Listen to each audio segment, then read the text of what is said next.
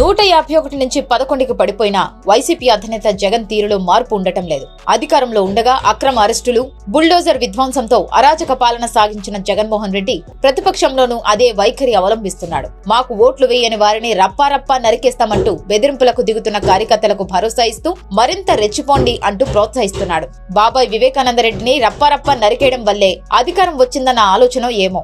ఈసారి ఎలాగైనా అధికారం రావాలంటే రప్పారప్పా రక్తపాతం జరగాలన్నట్లే జగన్ వైఖరి కనిపిస్తోంది. తన పుట్టినరోజున రక్త తర్పణం చేయించుకోవడమే కాకుండా ప్రజలపై రౌడీయిజం చేస్తామని, చంపేస్తామని బెదిరిస్తున్న రప్పారప్ప సైకోలకు న్యాయ సహాయం చేస్తామని జగన్ భరోసా ఇవ్వడం విస్మయానికి గురి చేస్తోంది. ఇలాంటి స్థితిలో జగన్మోహన్ రెడ్డిని చూస్తుంటే ఆయన చూపుతున్నది నాయకత్వ లక్షణాల, నియంత పోకడలా అని అనుమానం కలుగుతోంది. నాయకుడు అందరికీ ఆదర్శంగా ఉండాలి. తన అనుచరులకు చక్కని మార్గనిర్దేశం చేస్తూ ప్రజల కష్టసుఖాల్లో తోడు నీడగా ఉండమని చెప్పాలి. అంతేకాని తన్నండి, కొట్టండి అని ఏ నాయకుడైనా చెబుతాడా? అలా చెప్పిన వారిని నాయకుడు అనాలా, ఫ్యాక్షనిస్ట్ అని పిలవాలా?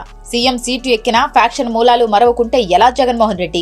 నీ ఒంటెద్దు పోకడల వల్లే కదా తల్లి, చెల్లి అందరూ దూరమయ్యారు, ప్రజలు చీకొట్టారు. ఇప్పుడు కూడా మారకుండా ఇలానే అడ్డదిడ్డంగా మాట్లాడే వారిని ప్రోత్సహించడం చేస్తే ప్రజలు నిలువెత్తు గుంతలో పూడ్చేస్తారు. జాగ్రత్త జగన్ రెడ్డి.